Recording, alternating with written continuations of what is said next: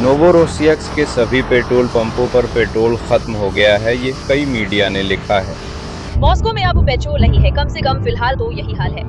क्योंकि मैं पिछले 1 घंटे से एमकेडी पर गाड़ी चला रही हूँ, 15 से ज्यादा पेट्रोल पंप पार कर चुकी हूँ और जानते हैं क्या, सही पकड़ा, किसी एक पर भी पेट्रोल नहीं है। कम से कम 95 वाला तो बिल्कुल नहीं। मैं अब 1 घंटे लाइन में खड़ी होने और 2 गुना दाम देने को तैयार हूँ। 27 लीटर के लिए 2700 रुपए दिए। ऐसा कहाँ होता है। रूसी सेना ने क्रीमिया में यूक्रेनी सेना के उतरने की स्थिति में सैन्य अभ्यास किया, जबकि पूरा प्रायद्वीप अंधेरे में डूबा हुआ था। 3 जुलाई की रात यूक्रेनी ड्रोन हमलों के कारण एक साथ 7 बिजली सबस्टेशन और एक सौर ऊर्जा स्टेशन में आग लग गई, जिससे पूरे क्रीमिया में बिजली चली गई।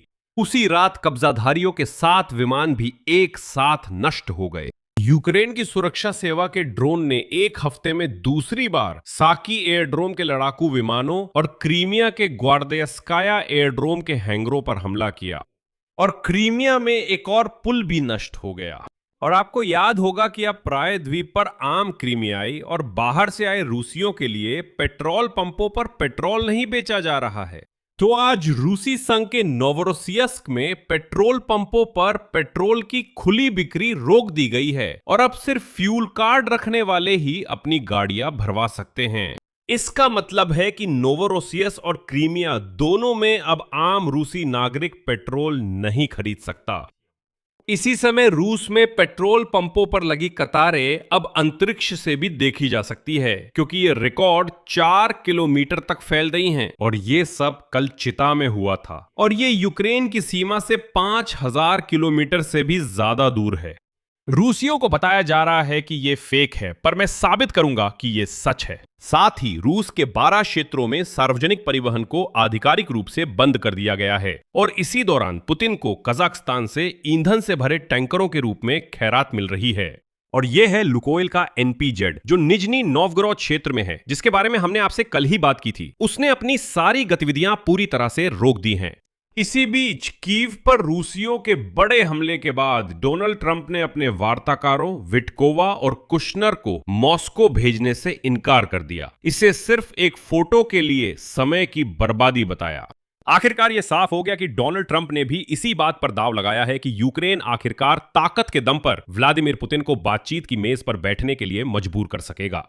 मेरा नाम अलेक्सेई पेची है। आइए इस विषय पर चर्चा करें, लेकिन शुरू करने से पहले चैनल सब्सक्राइब करें, एपिसोड लाइक करें और कमेंट में अपनी राय दें।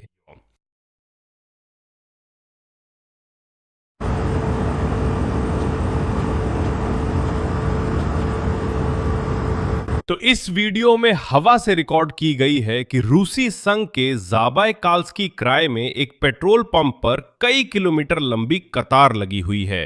असिंत विश्लेषकों ने पता लगाया कि ये वीडियो चिता के चितिंस्की जिले की अटामनोव्स्कोय बस्ती में रोसनेफ्ट पेट्रोल पंप के पास शूट हुआ है, और मोटे तौर पर अनुमान लगाया जाए तो कतार की लंबाई लगभग 4 किलोमीटर है और उसमें करीब 800 गाड़ियां हैं। इस वीडियो में दिख रही रोसनेफ्ट की पेट्रोल पंप को खाबारोव्स्क के रिफाइनरी से ईंधन मिलता है, और यही है विरोधाभास। बात यह है कि यूक्रेन ने इस खास संयंत्र पर कोई हमला नहीं किया था, और याद दिला दूं, चिता यूक्रेन की सीमा से 5000 किलोमीटर से भी ज्यादा दूर है, और इसलिए यह सब दिखाता है कि ईंधन संकट अब पूरी रूस के लिए एक प्रणालीगत समस्या बन गया है, और इसे छुपाना अब बिल्कुल भी मुमकिन नहीं है।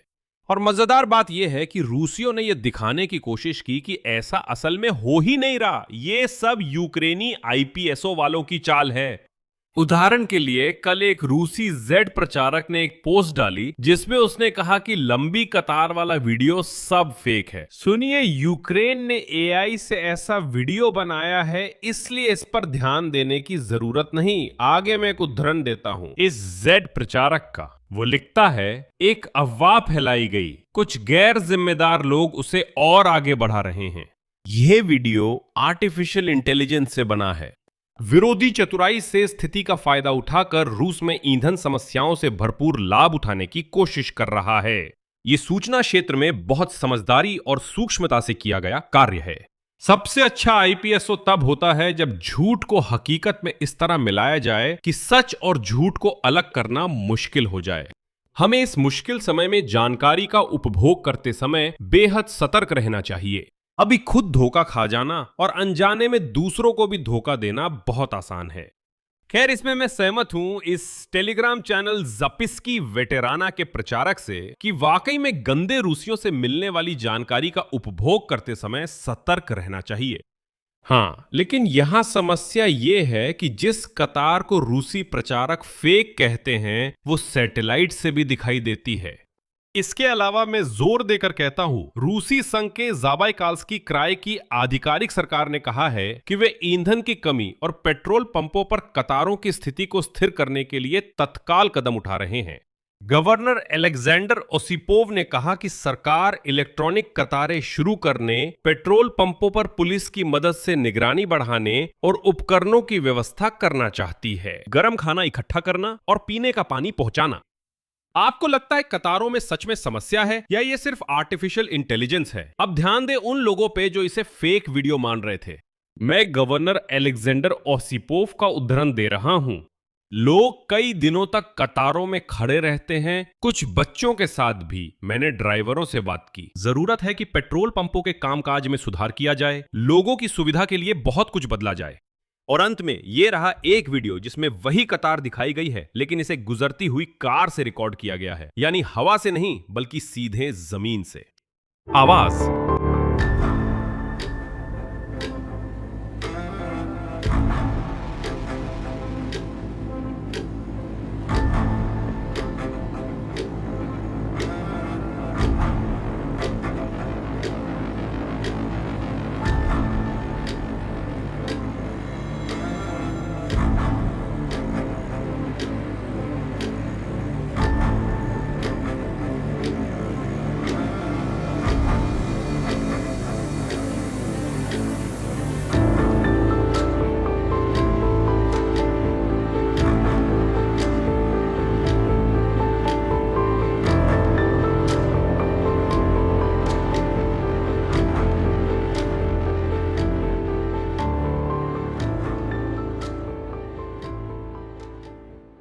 कुल मिलाकर ईंधन आपूर्ति में दिक्कतें जून के अंत में शुरू हुई थीं। 25 जून को ज़बाइकाल्स्की क्राय में निजी व्यक्तियों को पेट्रोल की बिक्री 15 लीटर प्रतिदिन तक सीमित कर दी गई थी। 28 जून को इसी तरह की व्यवस्था इर्कुत्स्क ओब्लास्ट में लागू की गई थी। रॉसनेफ्ट के पेट्रोल पंपों पर प्रति वाहन 50 लीटर की सीमा और कैनिस्टरों में ईंधन भरने पर भी प्रतिबंध लगा दिया गया। कमी की इस स्थिति में सबसे बड़ी निजी पेट्रोल पंप नेटवर्क BRK, जो इर्कुत्स्क क्षेत्र, बुरियातिया और ज़ाबाइकाल्स्की क्राय में 100 से अधिक पेट्रोल पंपों को जोड़ती है, उसने जुलाई से आम लोगों को पेट्रोल बेचना बंद कर दिया है। एक बार फिर बात उन क्षेत्रों की हो रही है जो यूक्रेन की सीमा से हजारों हजार किलोमीटर दूर हैं। शायद वहां भी लोगों को उम्मीद थी कि रूसियों का यूक्रेन के खिलाफ ये खूनी बर्बर युद्ध कभी उन्हें प्रभावित नहीं करेगा। और ये सब रूसी तेल रिफाइनरियों पर यूक्रेनी सशस्त्र बलों के बड़े पैमाने पर हमलों का सीधा नतीजा है। बस कल ही हमने आपके साथ कीव पर हमले के जवाब में रूसियों को दिया गया जवाब चर्चा किया था, खासकर लुकोइल के स्वामित्व वाले निजनी नोवगोरोड नेफ्टेओर्गसिंटेज तेल रिफाइनरी पर हमले के बारे में। आज कंपनी ने बताया कि लुकोइल की रिफाइनरी ने तेल प्रसंस्करण पूरी तरह रोक दिया है। निजनी नोवगोरोड क्षेत्र की वो रिफाइनरी जो क्षमता के मामले में रूस में चौथे और पेट्रोल उत्पादन में दूसरे स्थान पर है, गुरुवार को हमले का शिकार हुई थी। इस हमले के परिणाम स्वरूप संयंत्र की मुख्य प्राथमिक प्रसंस्करण इकाई AVT-6 को नुकसान पहुंचा, जो पूरे संयंत्र की 53% क्षमता प्रदान करती थी। एक और इकाई AVT-5 जो इस संयंत्र की 25% क्षमता के लिए जिम्मेदार थी, 24 जून को एक ड्रोन हमले में पहले ही निष्क्रिय हो चुकी थी और कल की आग के बाद संयंत्र पूरी तरह से बंद हो गया। हर साल 15 मिलियन टन कच्चा तेल प्रोसेस करने और 5 मिलियन टन पेट्रोल बनाने में सक्षम निजनी नोवगोरोड क्षेत्र का NPZ इस जून की शुरुआत से उत्पादन रोकने वाला रूस का 5वां तेल रिफाइनरी बन गया है। 16 जून को मॉस्को का गैज़प्रोम नेफ्ट NPZ ने प्रोसेसिंग बंद कर दी। 12 जून से निज़्नेकाम्स्क में टानेको NPZ भी अपना काम रोक चुका है। 10 जून को कुइबिशेव NPZ बंद हो गया। 1 जून को वोल्गोग्राद तेल रिफाइनरी, कुल मिला के मार्च की शुरुआत से अब तक यूक्रेनी ड्रोन ने रूसी तेल उद्योग की सुविधाओं पर कम से कम 50 बार हमला किया है। अब नोवरोसियस्क ने क्रीमिया से यह जिम्मेदारी ले ली है। नोवरोसियस्क में पेट्रोल पंपों पर अब सिर्फ फ्यूल कार्ड धारकों को ही पेट्रोल मिलेगा, खुली बिक्री बंद कर दी गई है। ये जानकारी शहर के नगरपालिका प्रबंधन केंद्र ने दी। फ्यूल कार्ड कानूनी संस्थाएं फ्यूल ऑपरेटरों से अनुबंध कर जारी करती हैं और ये सरकारी या ऑफिस वाहनों में ईंधन भरवाने के लिए होते हैं। नोवरोसियस्क शहर में अभी भी 8 पेट्रोल पंपों पर सीमित मात्रा में डीजल उपलब्ध है। ये भी स्थानीय नगरपालिका का आधिकारिक बयान है और यही है विडंबना। नोवरोसियस्क काला सागर में रूस का सबसे बड़ा तेल बंदरगाह है। इस बंदरगाह के माध्यम से तेल और तेल उत्पादों की लोडिंग होती है। साथ ही कजाकिस्तान से कच्चे माल का निर्यात भी किया जाता है। तरल माल, जिसमें तेल और तेल उत्पाद शामिल हैं, की मात्रा सालाना लगभग 100 मिलियन टन होती है। शहर में रूस की सबसे बड़ी तेल कंपनियों के तेल डिपो और टर्मिनल भी स्थित हैं, जो पूरे दक्षिणी रूस को आपूर्ति सुनिश्चित करते हैं। लेकिन अब इस शहर में आम रूसियों के लिए पेट्रोल उपलब्ध नहीं है। और अगर हमने कजाकिस्तान का जिक्र किया है तो यह भी उल्लेख करना चाहिए कि रूस को आखिरकार अस्ताना से पेट्रोल मिलेगा। कजाक लोग रूसियों को मानवीय सहायता के रूप में 50,000 टन ईंधन भेजेंगे। मैंने ऐसा अपमान पहले कभी नहीं देखा। रूस, जो खुद को महान बताने वाली पेट्रोल पंप जैसा देश है, अब दुनिया भर में भीख मांग रही है और मानवीय सहायता के रूप में पेट्रोल भेजने की गुहार लगा रही है। क्या आप सोच सकते हैं, सिर्फ 6 महीने पहले मैं पेट्रोल का मूल्यांकन कर रहा था। रूसी प्रचारक जैसे कि सोलोव्योव पूरे जोर से चिल्ला रहे थे कि अगर कजाकिस्तान कुछ गलत करेगा तो वे कजाकिस्तान पर एसवीओ घोषित कर देंगे, कि जैसे कजाकिस्तान यूक्रेन की किस्मत दोहराएगा वगैरह वगैरह वगैरह। और आखिर में अब रूस वाले घुटनों पे आकर कह रहे हैं, कजाकिस्तान कृपया हमें पेट्रोल दे दो। और कजाकिस्तान कहता है, ठीक है, मानवीय सहायता के तौर पर हम आपको थोड़ा सा पेट्रोल दे देंगे। यहां मैं बताऊंगा कि कजाकों ने इसे मानवीय सहायता क्यों कहा, हालांकि मैं मजाक कर रहा हूं। असल में अस्ताना ने पहले ईंधन निर्यात पर रोक लगाई थी, लेकिन टोकाएव शायद पुतिन को मना नहीं कर सके, इसलिए इसे मानवीय सहायता बता दिया। जैसे कि ये कोई व्यावसायिक निर्यात नहीं है, बल्कि सिर्फ जंगली रूसी जनता की मदद है।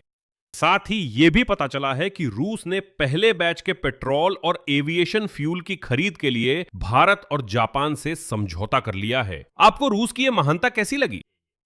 रूसियों की महानता की कई खबरें हैं, लेकिन मैं इसे एक उद्धरण से ही रेखांकित करूंगा। रूसी संघ की स्टेट ड्यूमा के स्पीकर व्याचेस्लाव वोलोडिन ने ईंधन संकट के बीच रूसियों से बस अपनी गांड ट्राम में बिठा लेने की सलाह दी है।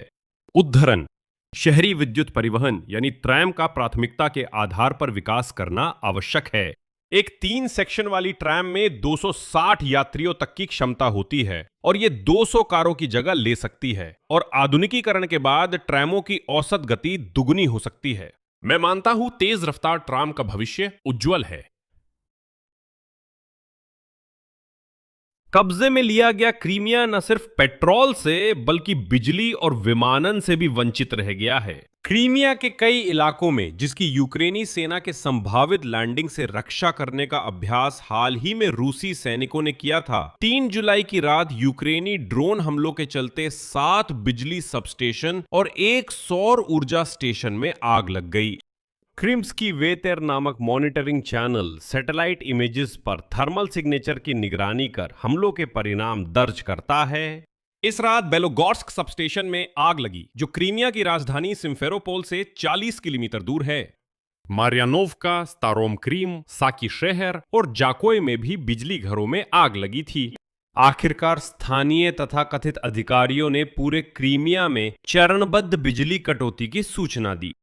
और आप जानते हैं, मजेदार बात यह है कि इसी दौरान रूसी सैन्य विशेषज्ञ और रिजर्व कर्नल विक्टर मुराखोव्स्की ने बताया कि उन्होंने क्रीमियन अलार्म नामक एक कमांड स्टाफ सैन्य खेल में भाग लिया, जिसमें यूक्रेन की सशस्त्र सेनाओं द्वारा क्रीमिया में संभावित लैंडिंग और उससे रक्षा के लिए की जाने वाली कार्रवाइयों का परिदृश्य खेला गया। सीधे शब्दों में कहें तो वास्तव में रूसी लोग इस परिदृश्य से डरते हैं।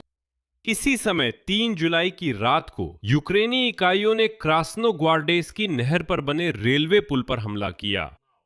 रूसी सेना इस संरचना का इस्तेमाल सैन्य लॉजिस्टिक्स के लिए करती थी, खासकर उपकरण, हथियार और सैनिकों को भेजने के लिए। लेकिन मुख्य हमला साकी पर हुआ। यूक्रेन की सुरक्षा सेवा के ड्रोन ने इस हफ्ते दूसरी बार साकी एयरफील्ड के लड़ाकू विमानों और क्रीमिया में ग्वार्देस्काया एयरफील्ड के हैंगरों पर हमला किया। एसबीयू ने बताया कि साकी एयरफील्ड पर 7 हैंगरों को निशाना बनाया गया, जिनमें लड़ाकू विमान रखे हुए थे और फ्रंटलाइन बॉम्बर सू-30, SM सू-30 और सू-24। प्रारंभिक जानकारी के अनुसार कम से कम 7 रूसी विमान नष्ट या क्षतिग्रस्त हो गए हैं और ये एक हफ्ते में साकी एयरड्रोम पर एसबीयू का दूसरा हमला है, उसी 40 दिन की ऑपरेशन के तहत, जिसका उद्देश्य रूसी संघ पर प्रभाव डालना है, जिसकी घोषणा पहले व्लादिमीर जेलेंस्की ने की थी। ग्वार्देस्काया सैन्य हवाई अड्डे पर 2 हैंगरों को निशाना बनाया गया, जिनमें शाहे ड्रोन और विमानन उपकरण रखे गए थे। साकी और ग्वार्देस्काया सैन्य हवाई अड्डे क्रीमिया में रूसी कब्जे वाली सेना के प्रमुख विमानन ठिकानों में से एक हैं और यहीं से नियमित रूप से सामरिक विमान उड़ान भरते हैं, जो यूक्रेन की भूमि पर मिसाइल और बम हमले करते हैं और दक्षिणी दिशा में रूसी समूह की कार्रवाई का समर्थन करते हैं। इसी बीच व्हाइट हाउस ने 2 जुलाई की रात को जंगली रूसियों द्वारा कीव पर बर्बर हमले के बाद यह फैसला किया कि वो अपने प्रतिनिधियों को व्लादिमीर पुतिन से मिलने के लिए मॉस्को नहीं भेजेगा। न्यूयॉर्क टाइम्स के अनुसार मॉस्को में डोनाल्ड ट्रंप, स्टीव विटकॉफ और जैरेड कुशनर के प्रतिनिधियों का इंतजार हो रहा है ताकि वे यूक्रेन युद्ध खत्म करने के लिए फायदेमंद शर्तें तय कर सके। व्लादिमीर पुतिन स्टीव विटकॉफ के साथ संबंधों को खास तौर पर महत्व देते हैं और उनकी मुलाकात को अपने लक्ष्यों को हासिल करने के लिए सबसे अहम माध्यम मानते हैं, जिन्हें केवल संयुक्त राज्य अमेरिका की मदद से ही पूरा किया जा सकता है। लेकिन ट्रंप के दूत मॉस्को जाने की जल्दी में नहीं है, वैसे ही जैसे कि कीव जाने की भी नहीं। मैं न्यूयॉर्क टाइम्स का उद्धरण पेश करता हूं। ट्रंप के प्रतिनिधि तभी जाने को तैयार होंगे अगर चर्चा के लिए नए मुद्दे हों, लेकिन वे सिर्फ तस्वीर खिंचवाने के लिए नहीं जाएंगे। स्टीवन विटकॉफ और जैरेड कुशनर रूस और यूक्रेन के प्रतिनिधियों से रोजाना संपर्क में रहते हैं और कई बार गुप्त रूप से मिल चुके हैं, जिनकी जानकारी प्रेस में नहीं थी। लेकिन ईरान में उनके पास करने को बहुत कुछ है, जबकि मॉस्को में जो कीव की शांति वार्ता शुरू करने या सैन्य कार्रवाई सीमित करने की सभी अपीलें और मांगे ठुकरा देता है, उनके लिए कुछ भी नहीं है। यह याद दिला दूं कि व्लादिमीर पुतिन ने रविवार को फिर दावा किया कि अगस्त 2025 में एंकोरेज में डोनाल्ड ट्रंप से मुलाकात के दौरान ऐसा हुआ था। उद्धरण: उन समझौतों पर चर्चा हुई थी जो अमेरिकी पक्ष ने हमारे सामने रखे थे। और उनके शब्दों में फिर से उद्धरण: हमने सोचा, तुरंत नहीं लेकिन सोचा और कहा हां हम सहमत हैं। रूस के विदेश मंत्री सर्गेई लावरोव के इसी तरह के बयान के जवाब में अमेरिका के विदेश मंत्री मार्को रूबियो ने कहा कि ट्रंप ने अलास्का में पुतिन के साथ कोई समझौता नहीं किया था। उद्धरण: केवल एक प्रस्ताव था लेकिन कोई समझौता नहीं हुआ था। पुतिन तब से व्लादिमीर जेलेंस्की से मिलने से इनकार कर रहे हैं, जिन्होंने उनसे व्यक्तिगत रूप से संघर्ष को सुलझाने की अपील की थी और जिन्होंने यूक्रेनी राष्ट्रपति के कम से कम लंबी दूरी के हमले रोकने के प्रस्ताव को ठुकरा दिया। उन्होंने एक इंटरव्यू में कहा, ट्रंप के प्रतिनिधियों का जिक्र करते हुए, अगला उद्धरण: हम ईरानी ट्रैक पर सभी घटनाओं के जलती हुई अवस्था के समाप्त होने के बाद ट्रंप के प्रतिनिधियों के आने की उम्मीद करते हैं। लेकिन चलिए ऐसे कहें, जैसा कि पुतिन ने कहा, ईरानी ट्रैक की जलती हुई अवस्था तो बहुत पहले ही गुजर चुकी है। विटकोव और कुशनेर पुतिन के बयान के बाद इस हफ्ते मॉस्को नहीं बल्कि कतर गए और वहां ईरानी प्रतिनिधियों से मिले। अमेरिका और तेहरान ने आपसी समझौते के ज्ञापन पर हस्ताक्षर करने के 60 दिनों के भीतर यानी 18 अगस्त तक एक पूर्ण समझौता तैयार करने पर सहमति जताई है। डोनाल्ड ट्रंप ने सहायकों से कहा कि बातचीत लंबी हो तो उन्हें कोई दिक्कत नहीं। इससे प्रतिभागियों को ईरान के परमाणु कार्यक्रम पर चर्चा के लिए अधिक समय मिलेगा, जिससे विटकोव और कुशनर कई महीनों तक इस मुद्दे पर काम कर सकेंगे। न्यूयॉर्क टाइम्स लिखता है कि पुतिन इस मामले को लेकर चिंतित है क्योंकि वे वार्ता के ट्रैक पर लौटने की उम्मीद कर रहे थे। मूल और यूक्रेन के रूसी क्षेत्र पर हमलों की पृष्ठभूमि में। और वित्कोव और कुशनेर निकट भविष्य में मॉस्को जाने की जल्दी में नहीं है, लेकिन रूसी लोग बेताबी से किसी भी तरह डोनाल्ड ट्रंप की प्रशासन से बात करने की कोशिश कर रहे हैं। असल में आज 3 जुलाई को वॉशिंगटन डलस अंतर्राष्ट्रीय हवाई अड्डे पर रूसी सरकारी विमान IL-96 पहुंचा। ये स्पष्ट नहीं कि विमान में कौन है, लेकिन माना जा रहा है कि क्रेमलिन ने अपने राजनयिकों को ट्रंप से मुलाकात की अपील के लिए भेजा है, क्योंकि व्हाइट हाउस ने यह साफ कर दिया है कि अब वो गंजे तानाशाह पुतिन के पीछे नहीं भागेगा और उसे बातचीत के लिए मनाने की कोशिश नहीं करेगा। क्यों? क्योंकि यूक्रेन इस समय उसकी तेल उद्योग को ध्वस्त कर रहा है और ऐसे में उसके लिए किसी तरह संवाद की तलाश करना उसके हित में है।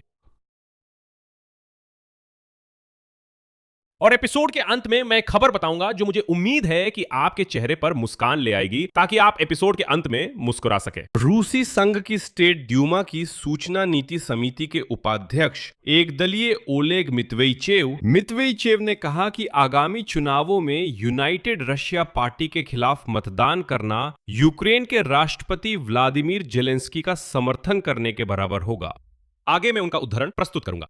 हाल ही में जेलेंस्की ने यह स्पष्ट कर दिया कि वो शरद ऋतु के चुनावों में यूनाइटेड रशिया की हार का सपना देखता है और इसके लिए वो हर संभव प्रयास करेगा। अब रूसी मतदाता के सामने मूल रूप से एक सीधा चुनाव है। वो किसके साथ है? पुतिन के साथ या जेलेंस्की के साथ, है ना? अगर आप पुतिन के साथ हैं तो यूनाइटेड रशिया को वोट दें, अगर जेलेंस्की के साथ हैं तो उसके खिलाफ वोट करें, और कोई विकल्प नहीं है। मातवेचेव का उद्धरण समाप्त। आपको ये कैसा लगा? यानी अगर आप गंजे कमीने पुतिन की पार्टी के लिए वोट नहीं करते तो आप अपने आप रूस के गद्दार बन जाते हैं। अगर आप किसी और के लिए वोट करते हैं, या कहे कि अगर आप पुतिन की पार्टी के लिए वोट नहीं करते, तो इसका मतलब है कि आप 100% जेलेंस्की के साथ है। मजेदार यह है कि यह बयान तब आया जब यूनाइटेड रूस की रेटिंग गिर रही थी। CIOM आंकड़ों के अनुसार पार्टी की रेटिंग साल की शुरुआत से गिर रही थी और अप्रैल के अंत में 27.7% थी। हालांकि जून में सर्वेक्षण की पद्धति बदलने के बाद यह थोड़ा बढ़कर 32% हो गया। अगर हम यूनाइटेड रूस के जिस नेता की तर्क शक्ति का पालन करें, तो ऐसा लगता है कि रूस में जेलेंस्की के समर्थन की दर, माफ कीजिए, यूक्रेन से भी ज्यादा है, और लोग कहते थे अवैध है, अवैध है। तो चलिए यहीं पर मैं विराम लगाता हूं। अपनी राय, अपने निष्कर्ष इस एपिसोड के नीचे कमेंट्स में लिखें। चैनल को सब्सक्राइब करें, घंटी दबाएं और लाइक करना ना भूलें। बस इतना ही। अपना ख्याल रखें। सबको अलविदा।